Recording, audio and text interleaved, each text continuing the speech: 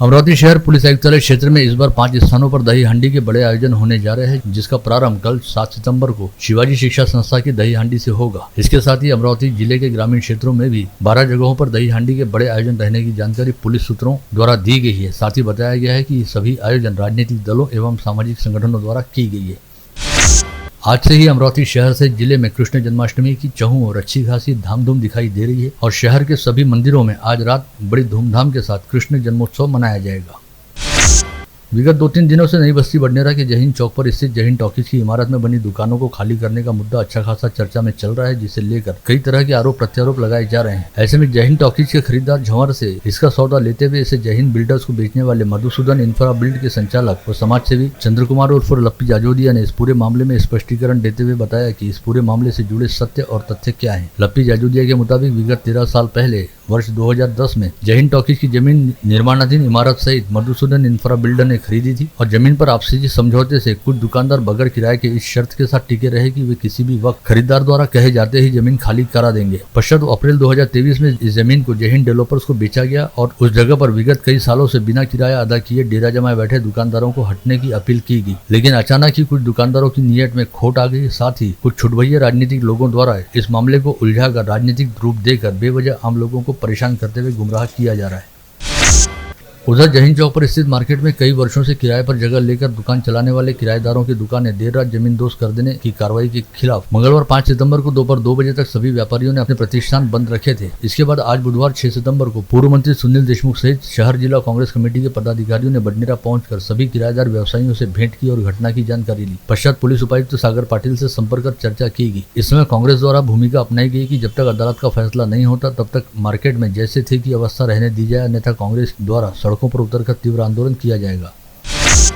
इसके साथ ही इसी मामले को लेकर आज बडनेरा शहर के व्यवसायियों सहित सर्वदलीय नेताओं द्वारा जिलाधीश सौरभ कटियार से मुलाकात करते हुए उन्हें ज्ञापन सौंपा गया और बताया गया कि जय हिंद चौक स्थित किराएदार दुकानदारों की देर रात अंधेरे में अवैध रूप से दुकानें जमींदोज करने के मामले में संबंधितों पर कड़ी कार्रवाई की जाए, अन्यथा आगामी 11 सितंबर से भूख हड़ताल शुरू की जाएगी। दिव्यांग कल्याण विभाग के अध्यक्ष व विधायक बच्चू कडू ने नासिक में आयोजित दिव्यांग सम्मेलन में बड़ी घोषणा करते हुए कहा कि प्रदेश में दिव्यांगों हेतु अलग से आवास योजना बनाई जाएगी। नासिक में आयोजित दिव्यांग सम्मेलन में विधायक बच्चू कडू के हाथों नासिक जिले के लाभार्थियों को धनादेश व प्रमाण पत्र का वितरण भी किया गया। जिले के सरकारी राशन दुकानदारों व फुटकर केरोसिन लाइसेंस धारकों की प्रलंबित रहने वाली मांगों व समस्याओं को विधानसभा में रखे जाने का आश्वासन पूर्व मंत्री व विधायक यशोमती ठाकुर द्वारा दिया गया। आज दोपहर कांग्रेस भवन में अमरावती जिले के सरकारी राशन दुकानदारों व फुटकर केरोसिन विक्रेताओं की समीक्षा बैठक बुलाई गई थी, जिसमें विधायक ठाकुर ने उपरोक्त आश्वासन दिया।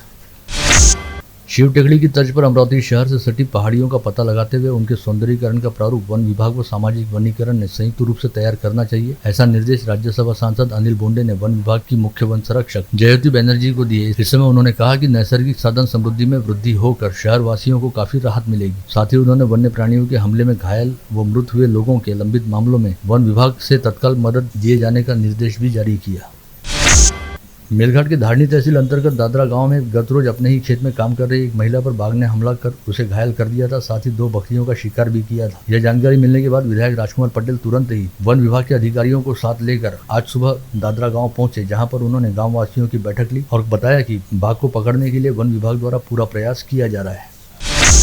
शहर में विगत अनेक दिनों से बारिश का इंतजार कर रहे जिले के किसानों सहित नागरिकों को मंगलवार की रात बिजली की कड़कड़ाहट के साथ 1 घंटे तक हुई मूसलाधार बारिश के कारण काफी राहत मिली। हालांकि इस बारिश के दौरान तेज आंधी तूफान व गाज गिरने के चलते कई इलाकों में पेड़ गिर गए। साथ ही बडनेरा शहर में कई मकानों के विद्युत उपकरणों का नुकसान हुआ।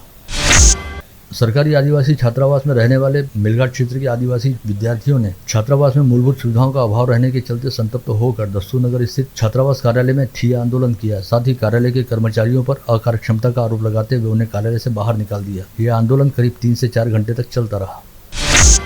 अचलपुर तहसील क्षेत्र के निवासियों ने महावितरण के कार्यकारी अभियंता संजय श्रृंगारे को ज्ञापन सौंपा, जिसमें कहा गया है कि पहले ही बरसात ने दगा दे रखा है, वहीं अब फसलों को बचाने के लिए पानी देना आवश्यक है, परंतु बिजली कटौती के कारण फसलों की सिंचाई करने में दिक्कतें आ रही है।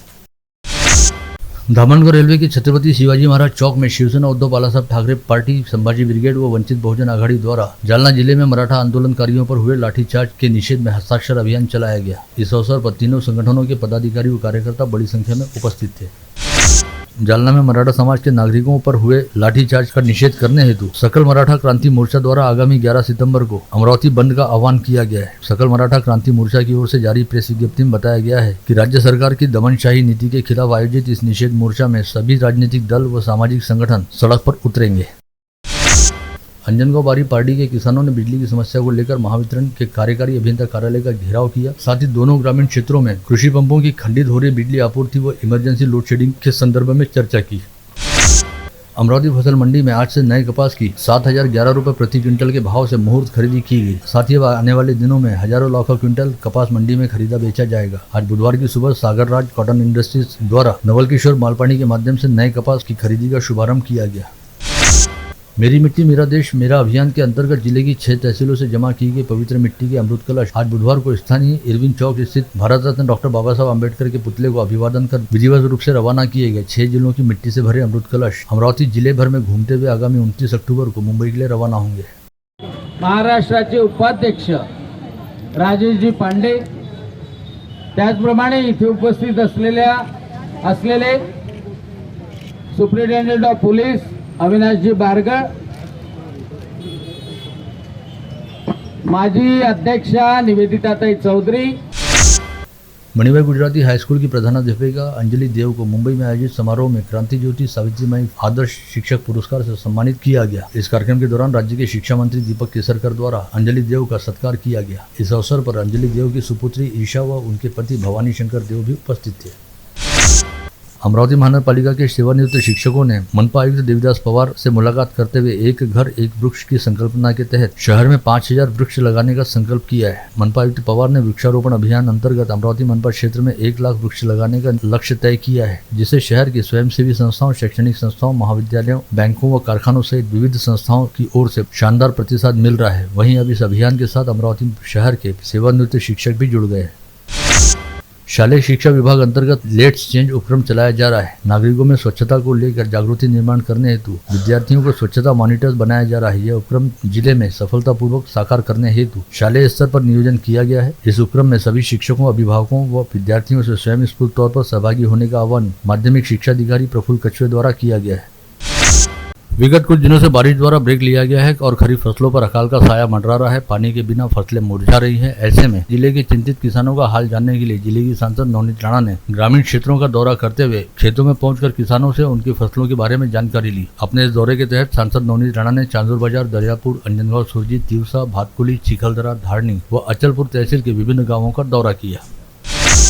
विदर्भ यूथ वेलफेयर सोसाइटी के अध्यक्ष डॉक्टर नितिन धांडे ने आज दरियापुर तहसील अंतर्गत अपने पैतृक गांव वरुड बुद्रुक में विठ्ठल रुक्माई मंदिर के जीर्णोद्धार का शुभारंभ करने के साथ ही मंदिर में मूर्तियों की विधिवत प्राण प्रतिष्ठा की। इस मंदिर का निर्माण वर्ष 1926 में धांडे परिवार के बुजुर्ग व उस जमाने के गाँव सरपंच पंडरीनाथ धांडे के हाथों की गई थी। महानगरपालिका पूर्व माध्यमिक व तकनीकी शाला समिति की ओर से पूर्व राष्ट्रपति डॉक्टर सर्वपल्ली राधाकृष्णन की जयंती अवसर पर गत रोज शिक्षक दिवस मनाया गया। इस समय अमरावती मनपा के आदर्श शिक्षक, आदर्श शाला, सेवानिवृत्त शिक्षक और सहभागी शिक्षकों का सम्मान समारोह नवसारी परिसर स्थित क्षितिज पैलेस में किया गया। साथ ही गत रोज शिक्षक दिवस के अवसर पर अमरावती शहर की Saifi jubilee Urdu high school के वर्ष 1997 की बैच के सभी विद्यार्थियों ने मिलकर शिक्षक दिवस पर अपने पुराने शिक्षकों को एक जगह पर जमा करते हुए उनका सम्मान किया। इरविन चौक स्थित राजेश्वर शाला में सांस्कृतिक कार्यक्रमों के साथ जन्माष्टमी का पर्व मनाया गया। इस समय शाला में पढ़ने वाले सभी बच्चे बाल गोपाल का रूप धरकर अपनी शाला में आए थे। साथ ही छात्राओं ने राधा, देवकी व यशोदा का रूप धरते हुए कृष्ण जन्माष्टमी का पर्व मनाया। इस समय राजेश्वरी शाला में दही हांडी का आयोजन भी किया गया था। शहर के महादेव खोरी व प्रियंका कॉलोनी परिसर में विगत शनिवार खड़से नामक व्यक्ति के घर पर तेंदुआ बैठा नजर आया था। वहीं इसी परिसर में बीती रात 12 बजे के दौरान 3 तेंदुए दिखाई दिए, जिससे परिसर के नागरिकों में अच्छा खासा भय व्याप्त हो चुका है। सराफा से सटे मच्छी साहब तुलजागिर पाड़ा परिसर में रविवार को 2 उत्पाती बंदरों को वन विभाग द्वारा बेहोश कर पकड़े जाने के बाद मंगलवार की शाम से दूसरे बंदर ने दहशत मचा दी। इस बंदर ने बीती शाम एक व्यक्ति पर हमला किया, जिससे वह व्यक्ति बुरी तरह लहूलुहान हो गया। वन विभाग द्वारा इस दूसरे बंदर को पकड़ने का भी प्रयास किया जा रहा है। महिला के साथ अपने संबंधों में कथित रूप से बाधा बन रहे 1.5 वर्षीय बच्चे को बीती शाम पोहरा में एक शख्स ने जमीन पर पटककर जान से मार डाला। इस घटना के बाद फ्रेजरपुरा पुलिस ने दीपक भोयर नामक आरोपी को तुरंत गिरफ्तार किया। आरोपी पर पहले भी बच्चे के साथ मारपीट करने के चलते फ्रेजरपुरा थाने में अपराध दर्ज किया गया था। मोर्शी तहसील अंतर्गत शिरखेड़ गांव में सचिन टेकोड़े नामक 32 वर्षीय युवा किसान ने सूखे अकाल की वजह से फसलों की बर्बादी से व्यथित होकर आत्महत्या कर ली। सचिन टेकोड़े काफी समय से तनाव में था और उसने अपने ही घर में कीटनाशक गटक लिया।